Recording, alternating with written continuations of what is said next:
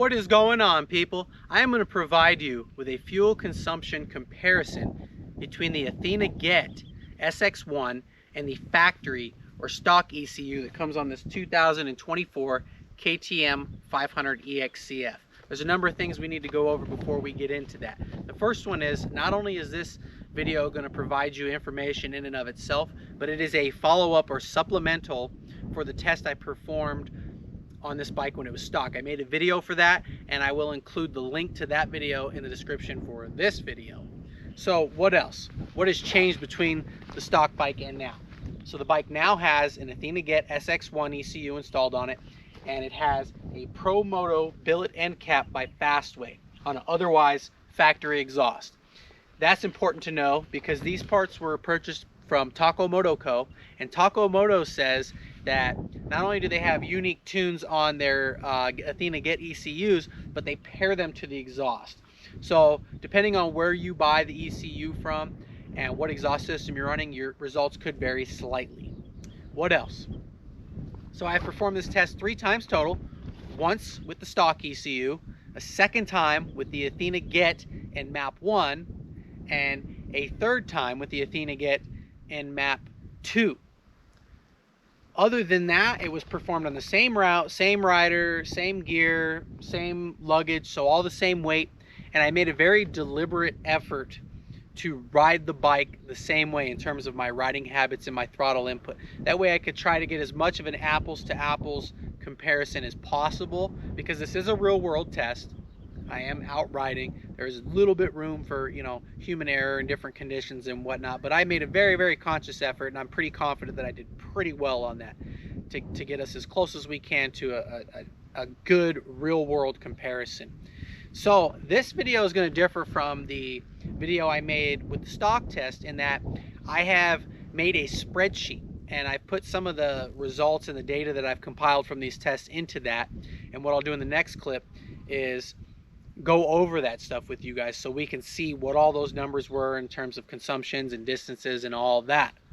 And that should be really interesting, because that way we can get a really good takeaway of what is the difference of these two ECUs, at least on easy terrain with just, you know, relaxed throttle input. So we've kind of just got some baseline data, and then you can kind of extrapolate what happens from there. You know, if you're racing or you're riding enduro or riding really hard, you can kind of figure out. So I think this video is going to give you guys some really good baseline data.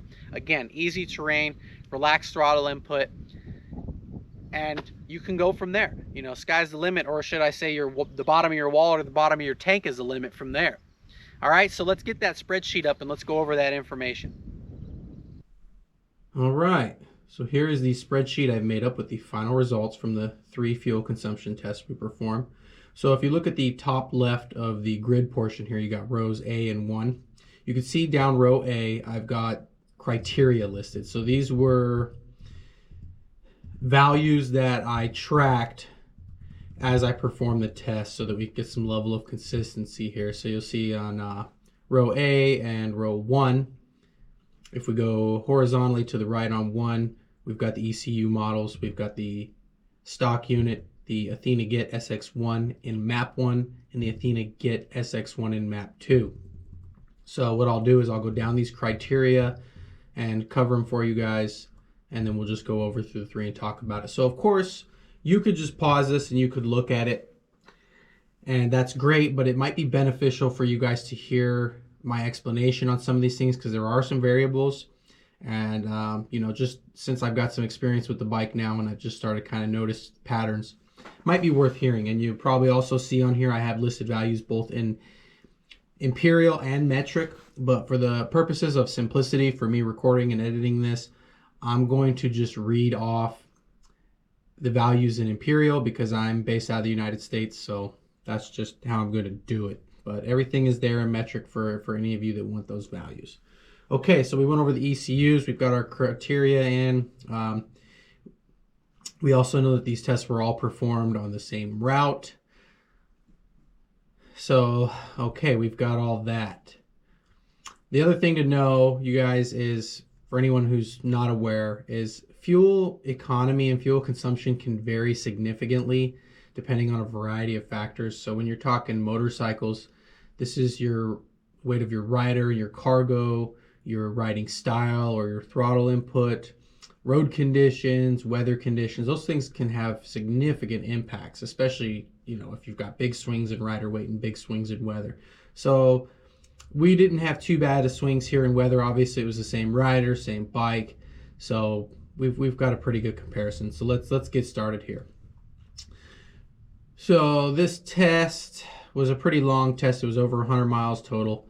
But let's go ahead and start with the low fuel light. When that light illuminates. So on the stock unit, I had that light come on at 84.8 miles. With the SX1 in map 1, it came on at 93.9 miles. And in map 2, it came on at 81.2. So you can see we're not too far off, but we've almost got a 10-mile swing between maps 1 and 2. I found that quite interesting. So something to know about the low fuel light. This is one of those factors that can vary even more significantly than just, the initial fuel consumption criteria I named off. It's because of the way that this fuel pump is designed, where it's located, and how it detects the fuel. It's basically just detecting the presence of fuel. It's not like a float that you might see in a lot of other fuel systems. This thing is basically relying on conductivity. And because the fuel can splash around in the tank when you're riding on rough roads or if you're riding on smooth roads, basically the big difference here is if you're riding on smooth roads, the fuel light will come on much sooner than if you're riding in rough terrain and the fuel is splashing around. So it's not to say that the fuel light is useless on these bikes, but it's very broad and you can't rely on it. But the good thing about it is because I perform the tests in the same places, same bike, same rider, so on and so forth. We are getting some kind of tracking and trending and patterns here, and we can see that it was ballpark. Though we did have some big swings. The other thing to keep in mind is that when the fuel light came on is directly correlated. Maybe I shouldn't say directly correlated, but there is definitely a pattern with how many miles the bike got total and what the average fuel economy was in the end. So there is a level of data that we can kind of extrapolate with that low fuel light. Okay, so just keep all that in mind. Now, these 2024 KTM 500 EXC-Fs, and quite frankly, other KTM models that have this fuel pump design it's becoming pretty well known now that they have a habit of not using all the fuel in the tank depending on riding conditions and rider input. So I did make note of the initial fuel pickup loss. And this is what'll happen is you'll get your warning. I should say your initial warning is when the fuel light comes on. And then, within, we'll say 20 miles based on our patterns here, the bike will start sputtering. So the bike started sputtering with the stock unit at 103.5 miles. 108.5 with the SX1 in map 1. And 100.8 with the SX1 in map 2. Okay, so what happens is the bike will start sputtering, but you usually get a few to several miles more out of it after that. That's like your warning. What I had did in this test, I didn't go through extensive lengths to get fuel to the pump because you still have your left and your right side of that tank that sit lower than the pump does. All I would do is generally this starts happening when I was back on the highway, back on the flat road. I would just kind of swerve the bike aggressively to get a couple splashes up there, but I did not stop and flip the bike side to side and try to get all the rest of the fuel because I didn't want to do that because it could just, I didn't do it on test 1, so there was no reason to do it on test 2 and 3 is really the bottom line on that. So I kind of, again, like I did on test 1,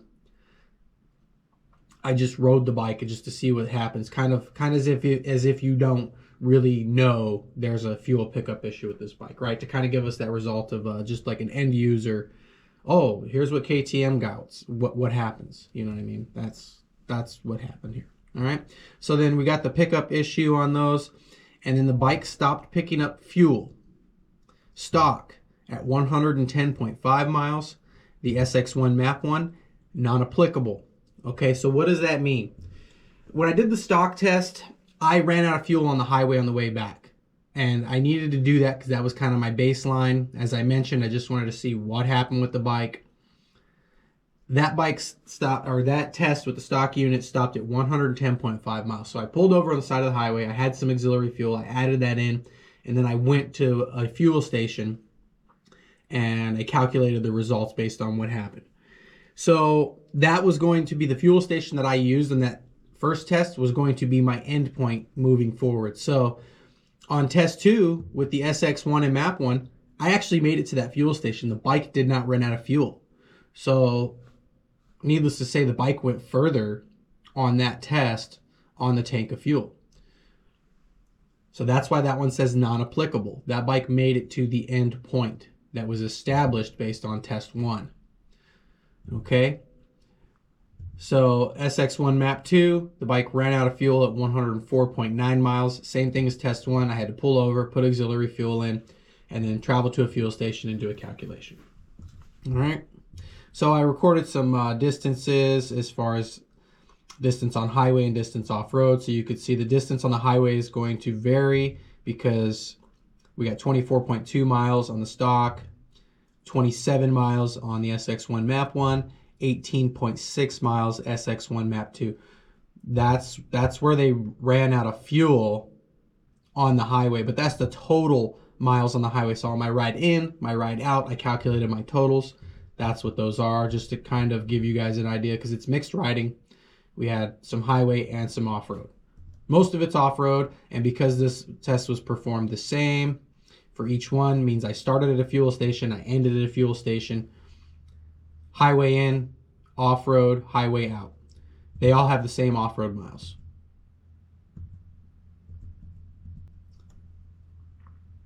And the bulk of it is off-road, so our fuel economy is going to be heavily biased towards, those off-road conditions. Total distance traveled. So this is in the stock test. This is where the bike ran out of fuel on the highway, right? I started my test, went all the way in, came all the way back out, ran out of fuel. This is important because this is where I calculate some numbers on the next row. Okay, the SX1 map 1 made it to the fuel station. It went the total distance. And SX1 map 2 ran out of fuel or stopped picking up fuel at 104.9 miles. So once I either ran out of fuel or made it to the station, the fuel station, I filled the bike back up. And if I needed to do the calculation with the auxiliary fuel, I did that as necessary. The stock test, the bike had 0.141 gallons remaining. SX1 map 1 had 0.345 gallons remaining. And SX1 map 2 had 0.052 gallons remaining. So the total fuel used on each of the rides: stock, 2.099 gallons. SX1 map 1, 1.895 gallons. SX1 map 2, 2.188 gallons. Okay, so now that I have all those numbers, right, we know how far we went, and we know how much fuel we used. That's how I calculate my fuel economy, and it's similar for both imperial and metric. So the stock ECU averaged 52.64 miles per gallon. The SX1 map 1 averaged 59.78 miles per gallon, and the SX1 map 2 averaged 47.9 miles per gallon. So here's the thing. We see they're not, I guess I shouldn't say they're not far off, because actually map 1 and map 2 is over 10 miles per gallon average, which was actually surprising to me. And then obviously I got the metric values down there for you guys. So here's one more thing I should go over before I start kind of carrying on about the conditions, all right? Because the road conditions, there were some differences. On test 1, I did go through a section where there was light snow and light mud. That was a total of 6 miles both way, or not both ways. It was a total of 3 miles one way, because I run that trail back and forth. It was a total of 6 miles. During that time, I had a low average speed. You can see that on my criteria here. I've got road conditions causing adverse results, which basically means low average speed. During that 6 miles, I spent a lot of time in first and second gear. I was going quite slow. The good thing was, as this all played out, it turns out that the first test had the worst road conditions for that 6 miles. So I was able to kind of replicate that on the successive tests.